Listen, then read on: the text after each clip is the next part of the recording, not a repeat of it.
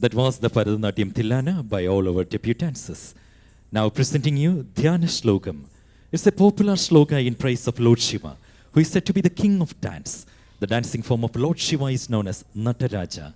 On stage, all Arangetram students, Agikam Bhuvanam.